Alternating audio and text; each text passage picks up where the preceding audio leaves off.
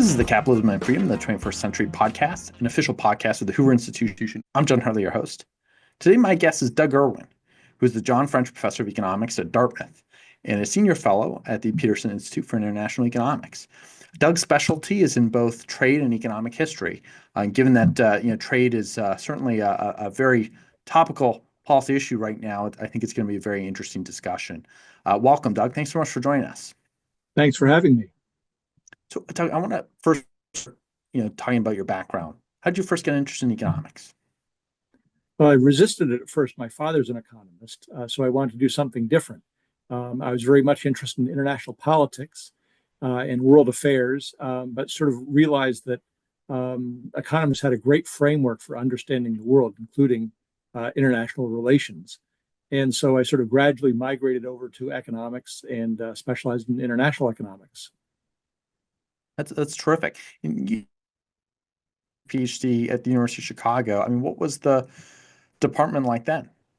No, actually, I got my PhD at Columbia University. I had some great trade people there. Robert Mundell was there. Jagdish Bhagwati was my thesis advisor. Maury Obstfeld, Rob Feenstra.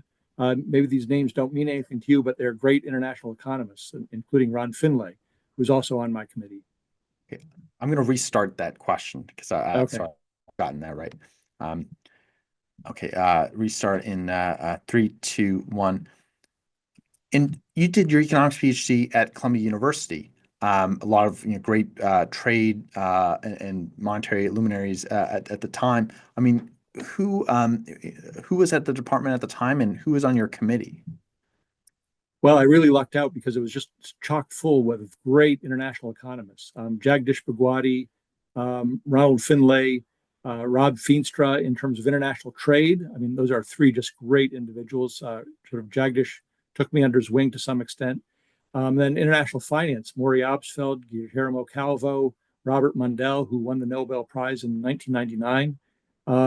So it was great on that side as well. So both on the international macro side and international finance side, and then the trade side and commercial policy.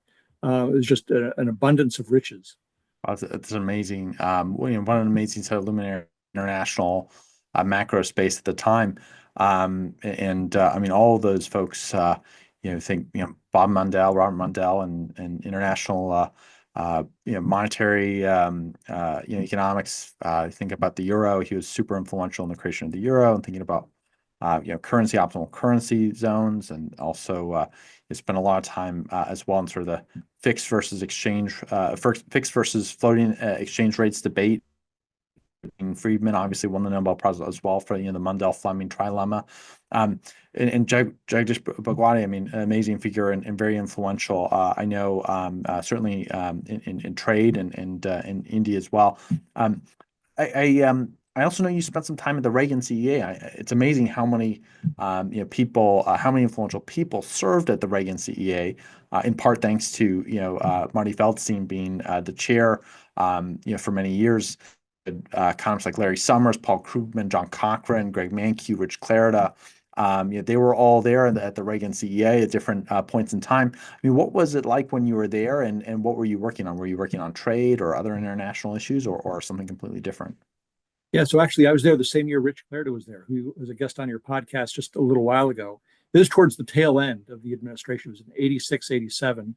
And I had finished 2 years of my coursework at Columbia. I didn't have a thesis topic yet, and I asked people what they did in their third year in graduate school, and most of them said, well, you sort of sit around and look for a topic. And I thought I might as well do something different and productive during that year. So applied to go to the CEA, and Michael Musa was there, who's professor at the University of Chicago, but a member of the council at the time, and one of the great international economists of his generation. And so I went there, had an incredible year, learned so much about trade policy. So that's what I worked on. Trade policy. It also turned out Jagdish Bhagwati was on leave from Columbia that year at the World Bank. So he was 2 blocks away, and involved in a lot of the conferences there. So between the CEA, the bank, the whole environment was wonderful. And I worked for a senior economist in international trade who was just so gracious and including me in all the meetings he went to at the U.S. Trade Representative's Office and Department of Agriculture and things of that sort. So just immersed myself in international trade. It was a wonderful, wonderful year. Wow, that's amazing. And yeah, to think about all the folks who were around at that time and the folks who were at the World Bank at the time.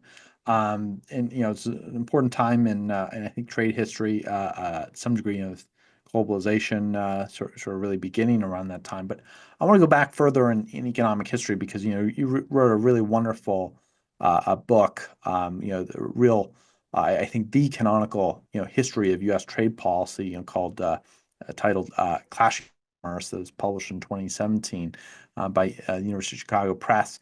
Could you explain to us a little bit about like what the three sort of main periods of trade liberalization in the U.S. are? I think you call them the three R's. I mean, could you explain to us, sort of a succinct history of U.S. trade policy? Yeah, so I came up with something called the three R's to describe what is the purpose of trade policy. Why would a country impose tariffs on imports? What is it trying to achieve? And so the three R's are, first of all, revenue. Import tariffs are taxes, and taxes raise revenue. The second R is restriction. You might want to impose a tariff to restrict imports and keep out foreign goods to protect the domestic producers from foreign competition. And the third R is reciprocity. You might want to use your tariffs to negotiate with other countries to have a free trade agreement to reduce the tariffs, or you might want to use that reciprocity to inflict harm on others by raising the tariff to retaliate against what you might perceive as unfair trade practices against the other country. So what's interesting is these three R's align almost perfectly with three different periods in U.S. history. So the second act passed by Congress under the new Constitution in 1789 was a tariff act because the government, newly independent, we have these war debts, we need to fund the national government. One of the problems with the Articles of Confederation is that there's no power of taxation on the part of the national government. The Constitution remedied that. And so they needed revenue. And so the main purpose of the tariff prior to the Civil War was revenue. But then the Civil War, there's this sort of break in U.S. history. A different political party takes over, the Republicans. They wanted high tariffs to restrict imports to help out domestic industries, which were located mainly in the North. And so we had this period basically from the Civil War until the Great Depression, which is a period of restriction. We're trying to maintain high tariffs to keep out foreign goods.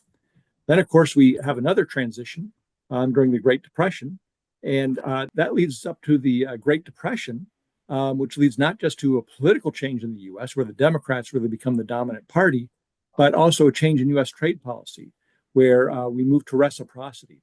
And we had these high tariffs in place, the Smoot-Hawley tariff of 1930 being a dramatic example of that.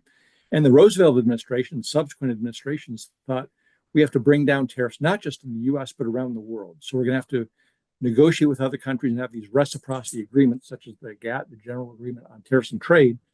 And that sort of ushers in this period of reciprocity, which lasts through the Reagan administration, through the Bush administration, really up until quite recently, bringing tariffs to a relatively low level.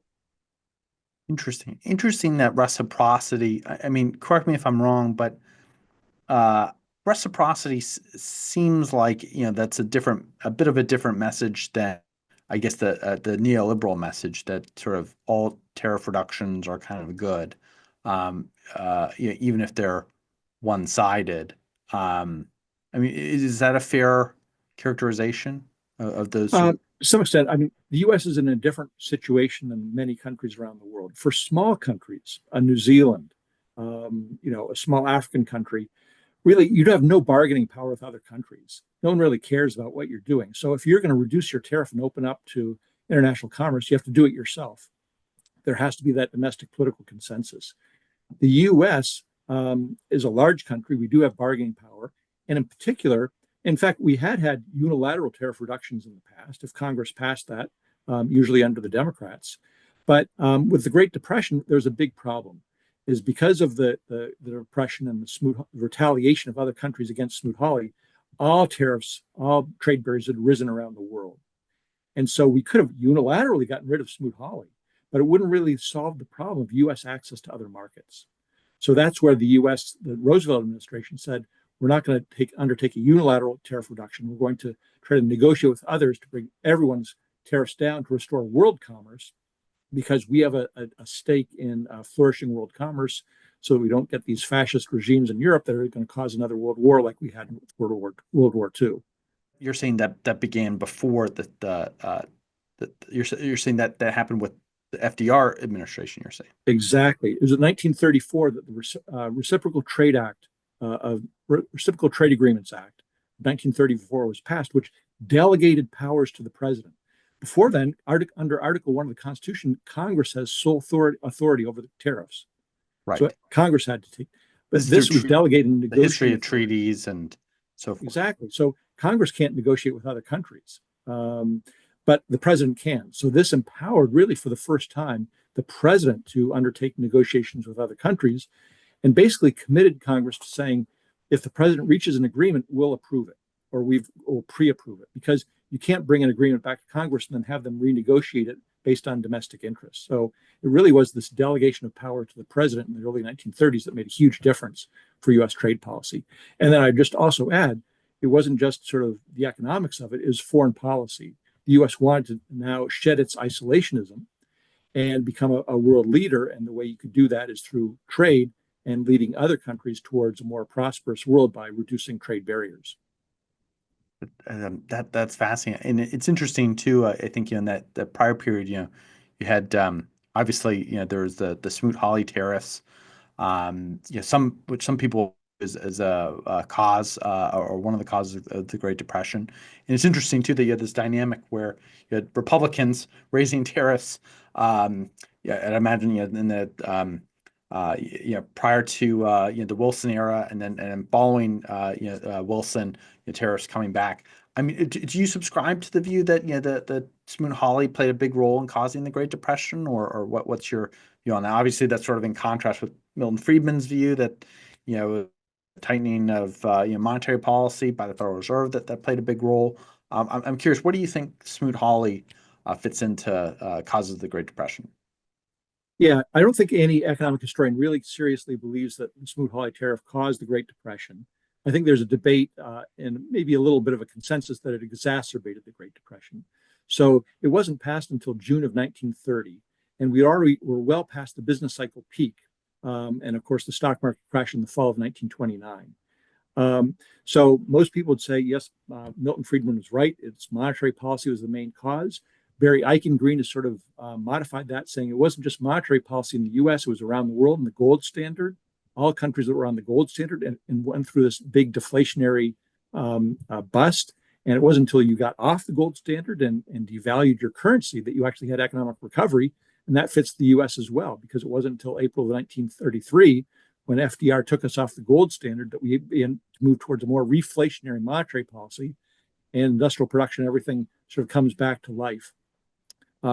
So it contracted world trade. It wasn't a good thing. It was really unnecessary because, I mean, Congress began considering it in the spring of 1929, well before we had sort of entered the Depression. We had full employment. The economy was doing all right. They did it purely for political purposes. It wasn't a reaction to the Depression, but it certainly didn't make matters better going into 1931-32. Absolutely. And yeah, it's very interesting, that whole period. I'm curious too, like you're talking about the post-war trade liberalization period, in the post-World War II trade liberalization period.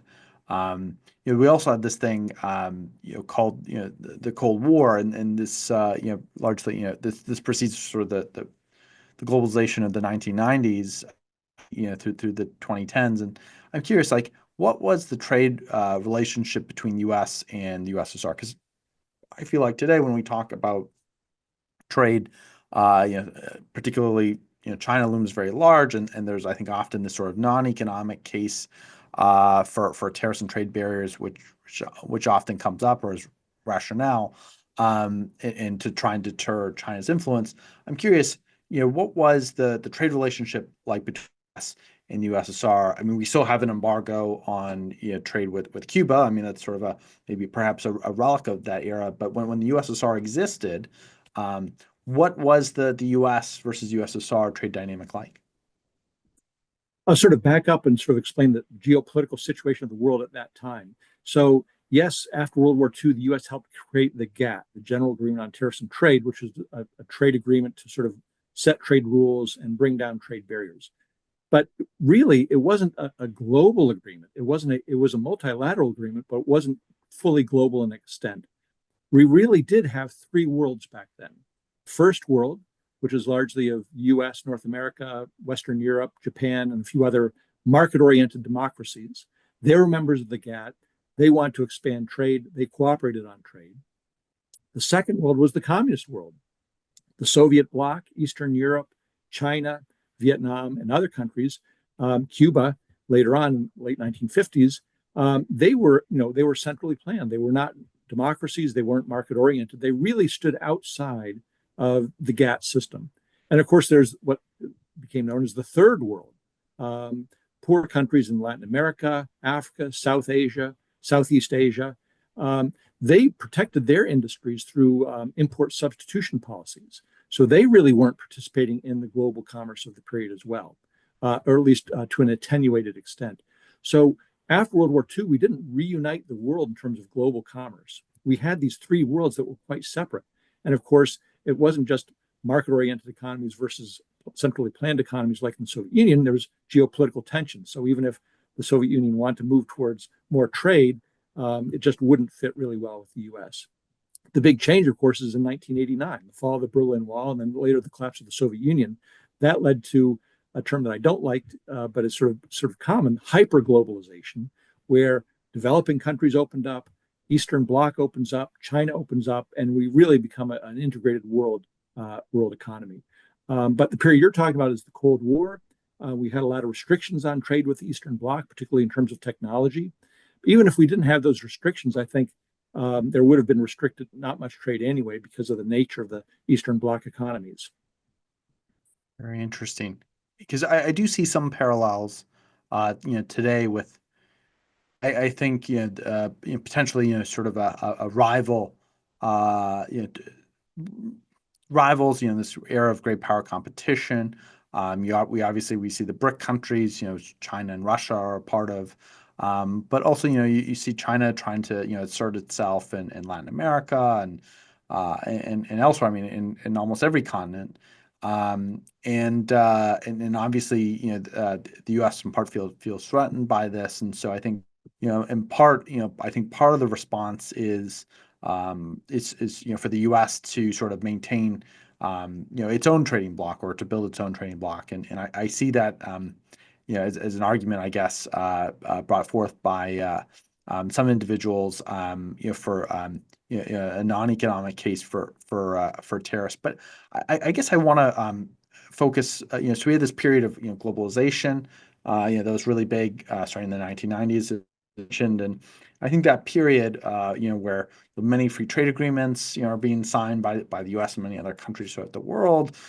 We have prices coming down.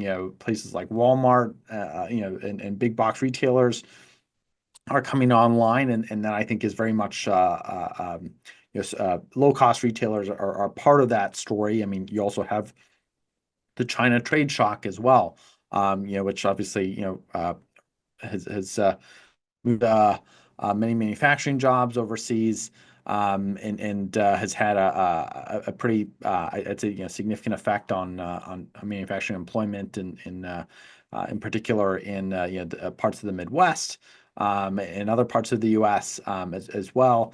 But it's interesting how that period, I think kind of culminates. I think in 2016, I think is a pretty clear demarcation point, and you had both parties really, I think, rewriting their scripts on trade, and you had in the Democratic primaries, you had Bernie Sanders forcing Hillary Clinton to concede on the TPP, which was this sort of Asia Pan-Asia free trade agreement with the U.S. that was being negotiated part by Hillary Clinton, which she once called the gold standard herself, and she capitulated on that. I think that was a pretty seminal moment in economic policy for the Democratic Party, turning against the sort of Clintonite years of free trade, and obviously Donald Trump becoming the Republican nominee based on largely a pro-tariff platform, and I feel like we're still in that same era. It seems like, and both parties, have I think kept or presidents from both parties have kept tariffs, on various items and not just for example, on aluminum, various tariffs that I think started during the Trump administration have been kept on. In fact, even increased, during the Biden years. So I'm curious, like, what's your assessment of the impact, for example, on consumers in terms of, price increases? And I'm curious, what your impact is, what you think the impact is on employment. I mean, from my standpoint, I see, like, there being, documented, small increases in prices.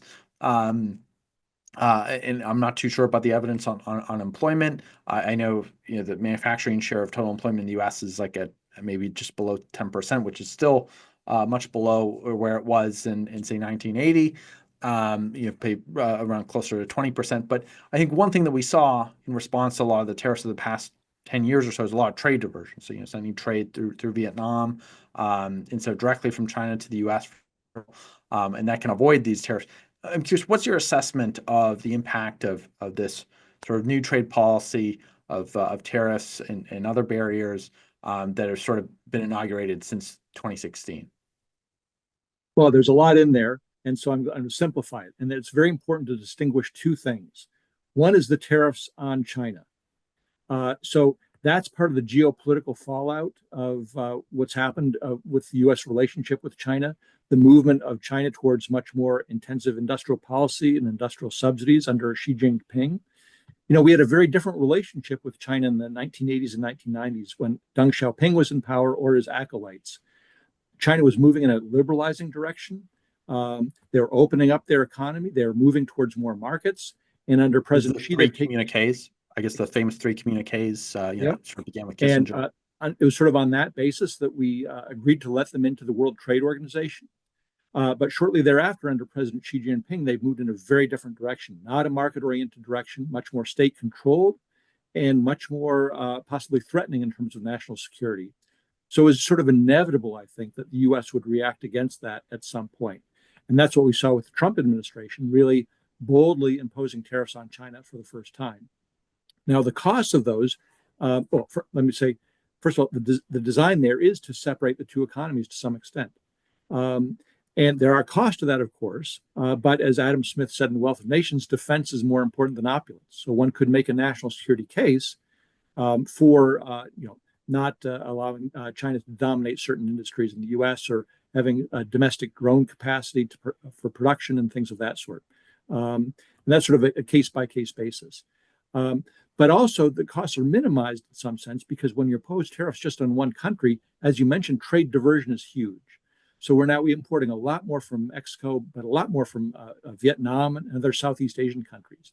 Now, it's true Apple hasn't moved the iPhone production away from China so much. In fact, Apple got sort of an exemption from the tariffs that the Trump administration imposed. So we didn't hit consumer electronics. We'll see whether that changes or not. But there are a lot of things that we were buying from China that we could buy from other countries as well. So that's sort of a geopolitical take on one thing that was happening at that time. But then we have other tariffs like the steel tariffs or the aluminum tariffs that you referred to. Those are more across the board on all countries. Here, I think economists can object much more strongly and have a more solid basis. First of all, we're hitting friends when we do that. We're hitting Canada, although they later got an exemption. We're hitting the Western European countries. We're hitting Japan and Korea. These are our allies.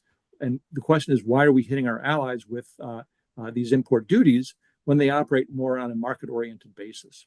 And the second point with regard to the steel tariffs is you're not really helping out American manufacturing. You're helping out the steel industry. But for every job in the steel industry, there are many more in downstream industries that use steel as an input to production. When you impose those tariffs, you raise the cost of domestic producers using steel. That's the Caterpillars, that's the John Deeres, that's the GM and Chrysler and Fords. All their costs are going to go up. It makes it more expensive to make things in the U.S. And there's been studies by economists at the Federal Reserve and elsewhere showing that we've lost more jobs in other downstream manufacturing industries than we gained in terms of helping out the steel industry itself. So that's a case where tariffs are counterproductive to the goal, and we can question the goal too, but if we don't question the goal of trying to increase or help out U.S. manufacturing, Tariffs are a blunt instrument and don't achieve that. So I'm curious, like, what do you think about the whole argument that some people make, and this is, I guess, talking more about sort of the economic, debating the economic cases for and against tariffs. What do you take? What do you think about the whole argument that we don't really have a fully free trade regime, or we never really achieved it, and and that really in part tariffs can be used as negotiating sort of tool to get even more free trade. And so, for example, like even with some of our example, I grew up in Canada. I know that Canada, for example, has had a lot of trade disputes with the U.S. over time over softwood lumber, and it's sort of a back and forth thing where the lumber industry in Canada is largely controlled by the government, and the price is set by the government, and they tend to set the price below the market price in the U.S. And U.S. doesn't like that, and so they put on tariffs, and I mean they also have subsidized dairy industry. It's a big political thing in Canada, and there was a big Canadian Conservative Party race that was actually decided by this issue about nearly 10 years ago. But I'm curious, like, is there an argument to be made that that some short-term tariffs that sort of force other countries to, obviously, I mean, they could retaliate with tariffs as well, and it kind of ratchets up and hurts consumers further. But I mean, do you think that it's possible to get more reciprocity and trade out of some of this, some of these sort of trade negotiations and tariff threats? Well, it's amazing you mentioned softwood lumber because that's one of the issues that was on the agenda in the late 1980s when I was at the CEA in the Reagan administration. That's a trade dispute that's been going on for 50 years or so.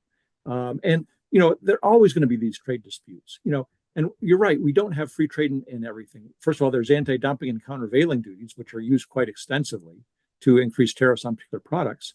But NAFTA, Reagan, for example, I think Reagan and George W. Bush oh, were. well, first of all, it goes back decades, and it's also not a political process. Any firm can file an anti-dumping or countervailing duty complaint. It doesn't involve the White House.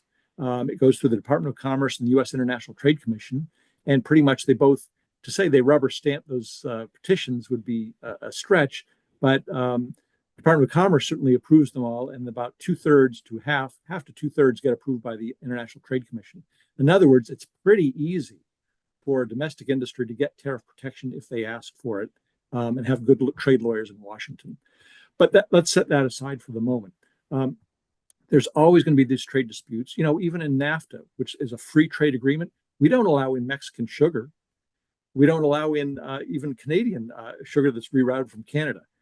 So every country has their domestic political sensitivities and exempts certain sectors from the negotiations. Dairy is an important issue in Canada. I know that's been a source of friction. And what you have to do is manage the relationship. And sometimes retaliation can be useful and effective. So when I was at the CEA, the Reagan administration retaliated against Japan for noncompliance with an agreement on semiconductors. Semiconductors are still in the news today, but the trade disputes go back to the 1980s. We had thought the Reagan administration had thought that Japan had a closed market, a domestic market for semiconductors, and Intel and Texas Instruments couldn't sell in Japan.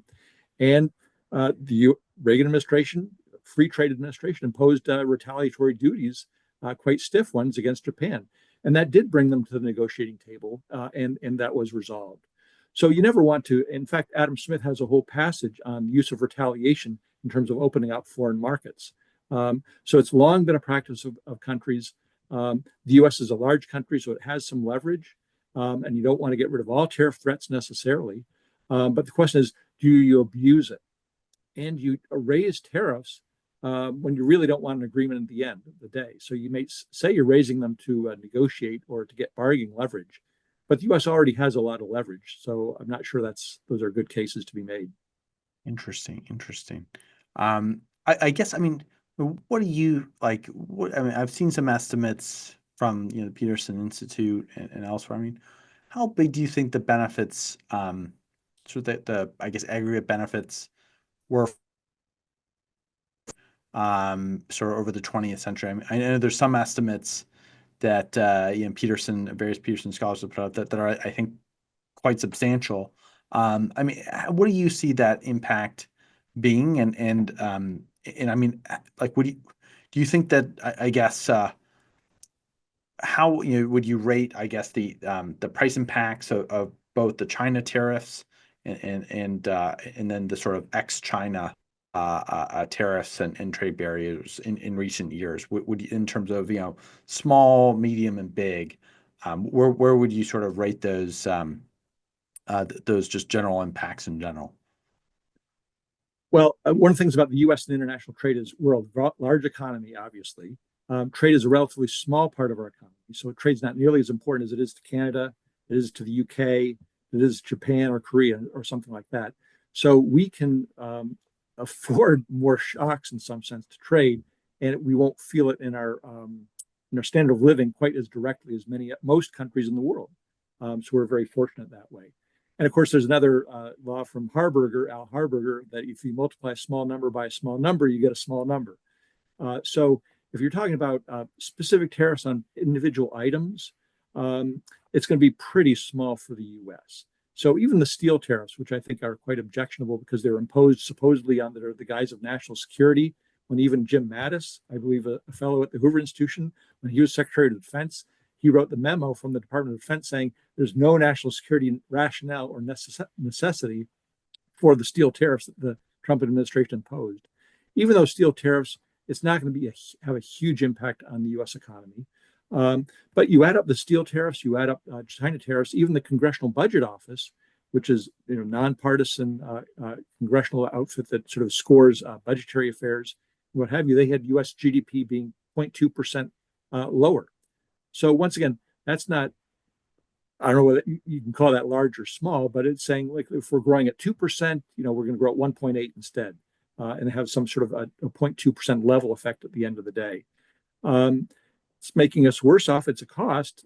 Maybe it's achieving some objectives that countervail that cost, but it's a small cost, but it is one that can accumulate if you keep imposing these tariffs.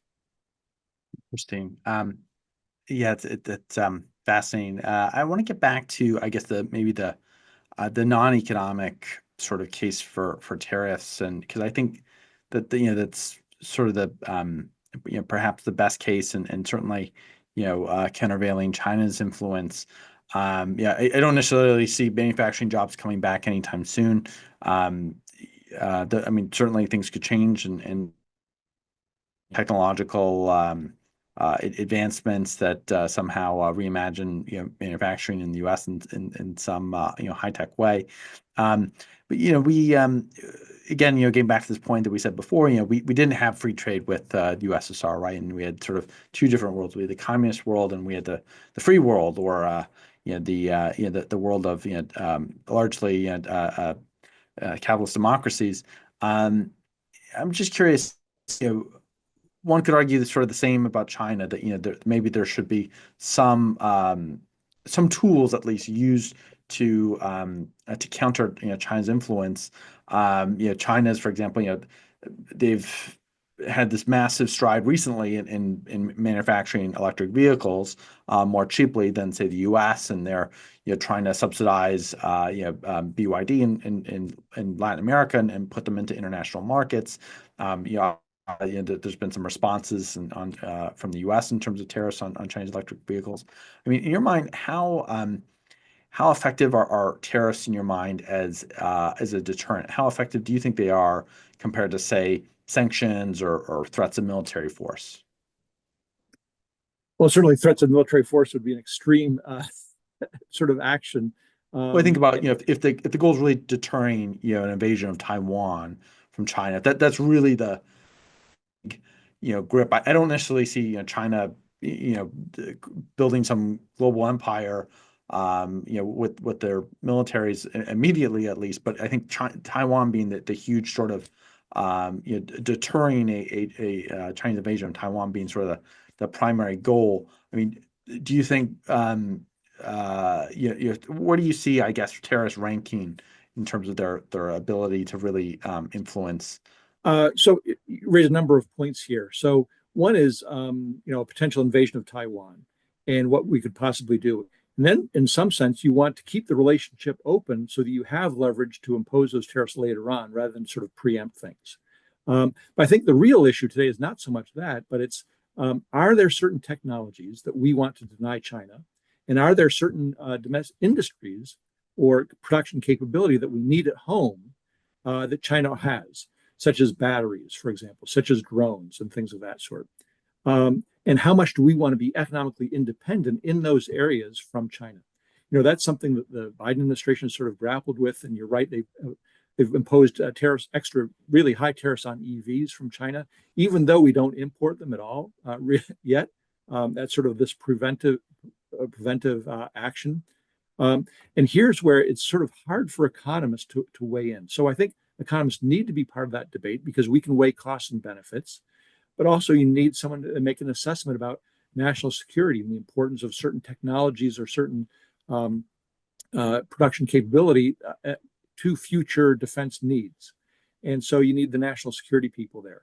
One, I guess, complaint that I've heard many economists make about the Biden administration is that the national security team has really taken over trade policy and are running things on that basis without thinking about costs and benefits, without thinking really more about building alliances with other countries or how we can cooperate with our allies in that effort, but acting more unilaterally. So that's a question of sort of tactics, not strategy. And so I'd say, it's really open and difficult area in which we're going to have to navigate in the future.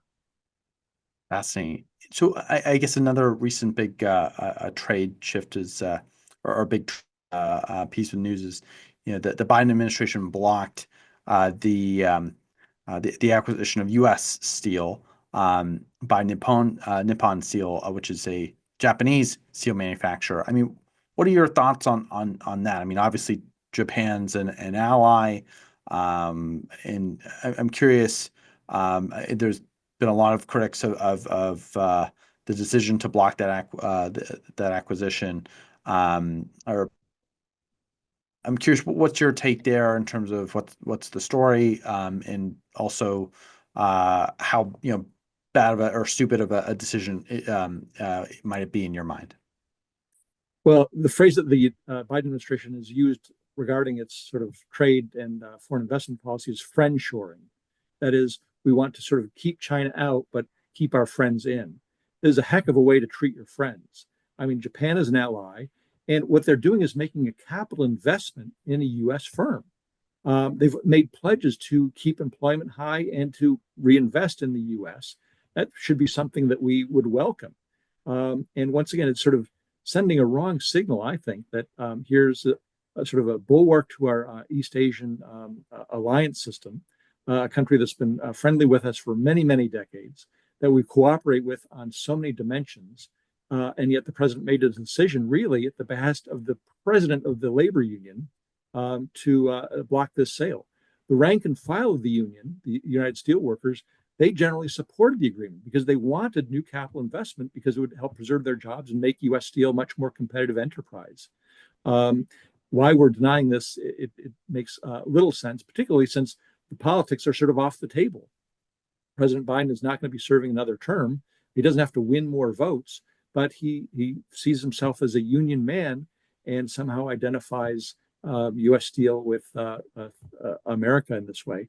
I should note that there have been press reports that many of President Biden's economic aides wanted the sale to go through. So it was really his call, and he overruled many of the advice that he was getting. Interesting. I'll get back to friendshoring a little bit just when we talk about industrial policy, but I want to just talk about the WTO, because I think the WTO was a long time, certainly in the 20th century period, globalization and trade liberalization played a big role in sort of strengthening multilateralism. Is it fair to say that we've now that the trade policy discussions have become largely bilateral instead of multilateral? We had these sort of big multilateral trade agreements, TPP. There's a European version.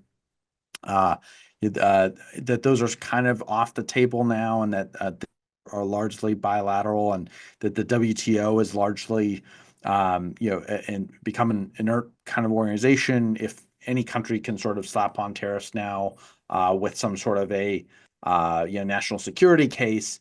There's not much. My understanding is there's not much the WTO can do. When a country makes a national security justification. Is that kind of your sense in terms of how trade negotiations have kind of evolved? Yes, absolutely. In fact, it's sort of worse for the WTO than you just put it, and its woes predate even the national security concerns that have just come up in the last 5 years or so. So it's sort of interesting you bring this up because it's 30 years ago this month that the WTO came into existence in January of 1995.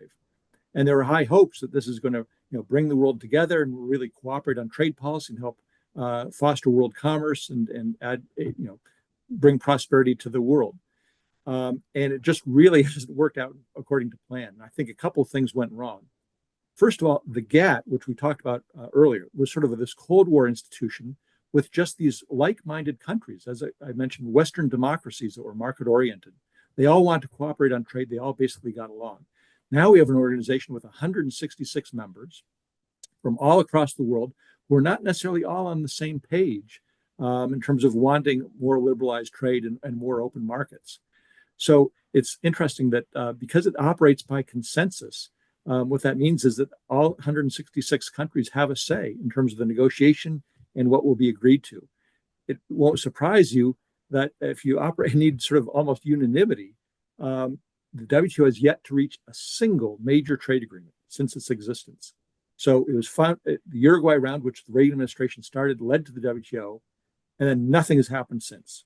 There was something called the Doha round, which was started in 2001, utterly failed, could get no consensus. The Director General, Mike Moore, at the time used to say that the WTO is like a car with one accelerator and 150 handbrakes. And any passenger can pull up that handbrake and the negotiations just stop. So the WTO there used to be these, every 10 years, a GATT round of negotiations. Now the WTO is really accomplishing nothing through the negotiations, even in areas like fisheries and what have you. Second problem is there's a dispute settlement system that the WTO created. One of the problems with the GATT is that it really couldn't enforce the agreements. And the WTO had a really strong judicial system, if you will, to adjudicate these disputes and set the rules of the road. And that worked very well for about 10 years. But for various reasons we don't have time to get into, that's deteriorated too. And now the dispute settlement system is a shambles. It used to be called the crown jewel of the trading system. Now it's just inoperative and not working. And then when you throw in national security concerns, where basically countries can justify anything on national security, it's even worse than that. Countries are just doing things and not even worrying about the WTO rules anymore. So it's really a shell of its former self. In the future, to the extent that some countries want to still move forward with this process of trade opening, is exactly as you said, bilateral agreements, regional agreements. So there's the Trans-Pacific Partnership, which you mentioned, which more countries have tried to join. The European Union just signed an agreement with Mercosur in South America. The African countries recently concluded an African free trade agreement. So all these different regions and parts of regions are sort of getting together and seeing where they can align. Mexico, if the U.S. were to do something to pull out of NAFTA or USMCA, Mexico has a free trade agreement with the European Union. They're participating in South America. They've positioned themselves in Asia as well. So they've tried to keep their options open with trade as well. So even if the U.S. and China are sort of at loggerheads, the WTO is going nowhere, other countries are still trying to keep commerce going and to their advantage. It's pretty, I think, fair to say that the BRICS countries, Brazil, Russia, India, China, South Africa, like to position themselves as a anti-American or anti-Western, trading bloc. Though I think they have a lot of their own sort of challenges. I mean, one thing that they often talk about is trying to dethrone the U.S. dollar, and U.S. dollar sort of status is world reserve. Done some research sort of myself, and that sort of looked at the U.S. dollar share of say FX reserves at central banks, or trade invoicing, or FX trades, or the denomination of global debt securities, and largely speaking, even through COVID, even through I think the Russian invasion of Ukraine, it's fair to say that the U.S. dollar's status is completely unchanged and is still extremely dominant. But that's not to say that could change in the future.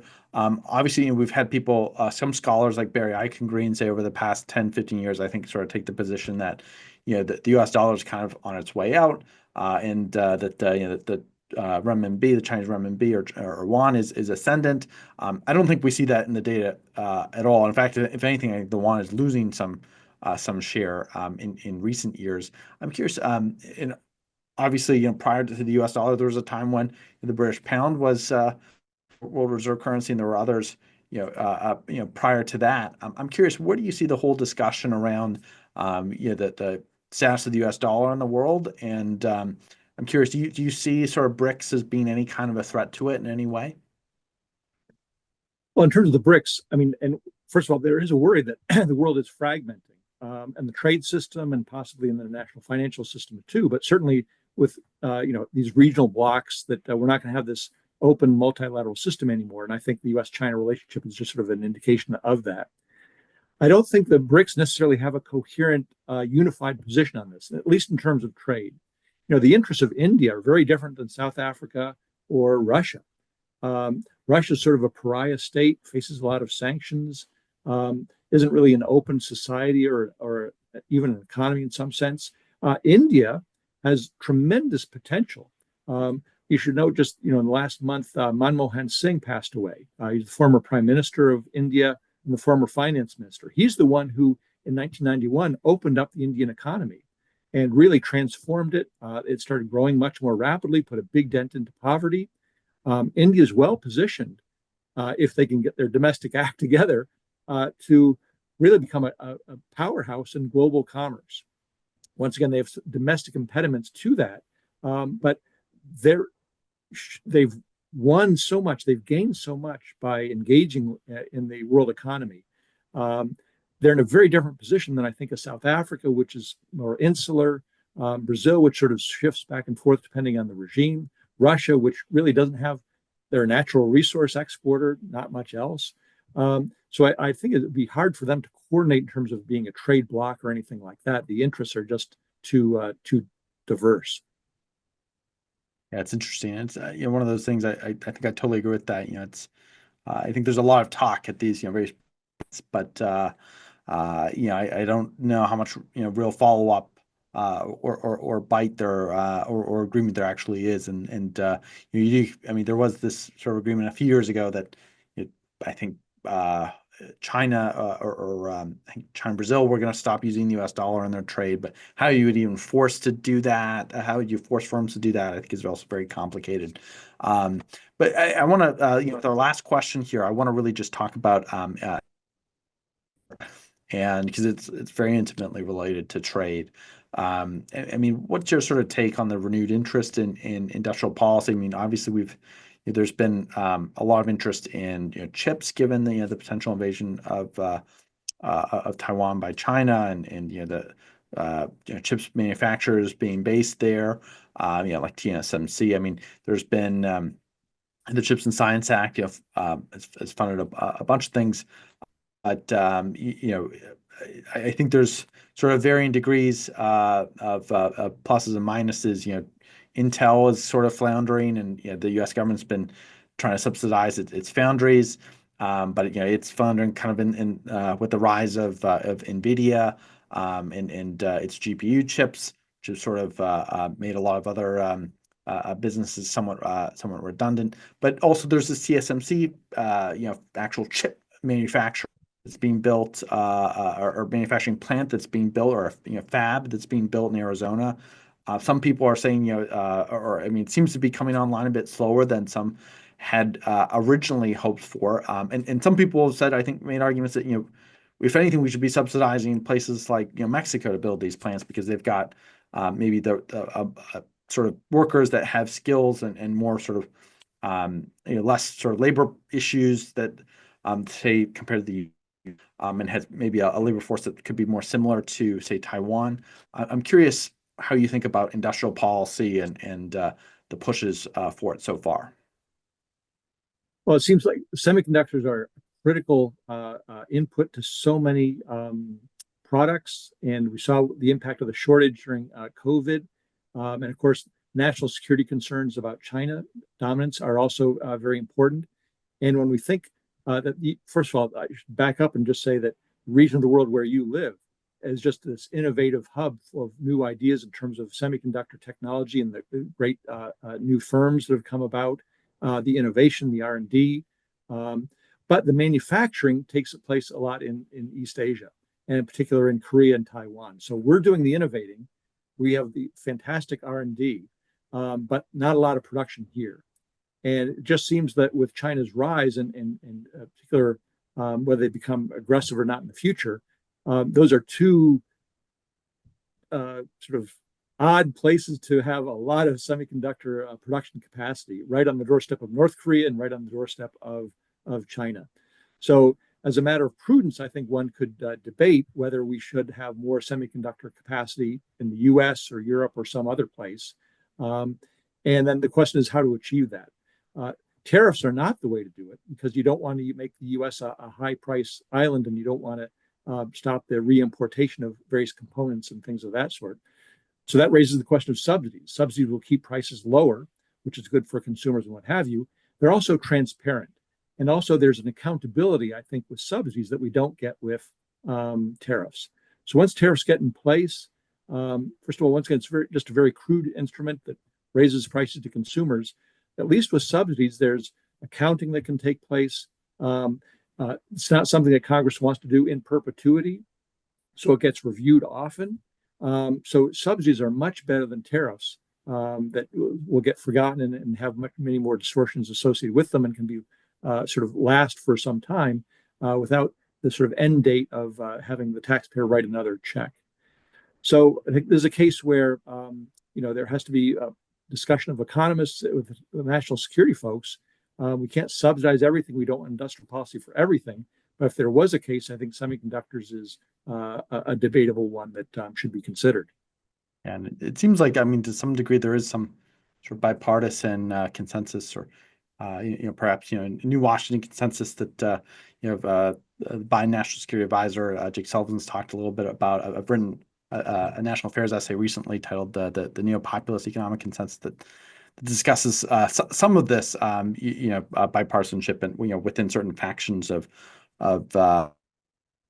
It's interesting too because I do think on the industrial policy front, one major difference across the parties is certainly the Democratic Party is very big on green industrial policy. Think about the Inflation Reduction Act, which had a lot of things like electric vehicle subsidies, and that had been sort of famously criticized with various charging stations being coming online too slowly, and from what I understand, a lot of the Inflation Reduction Act will likely be repealed in part to pay for the soon to be negotiated and passed Tax Cuts and Jobs Act extension or tax reconciliation bill. That's my understanding. So I think the whole industrial policy conversation is very much evolving, and it'll be interesting to see how much or how it plays out in the future.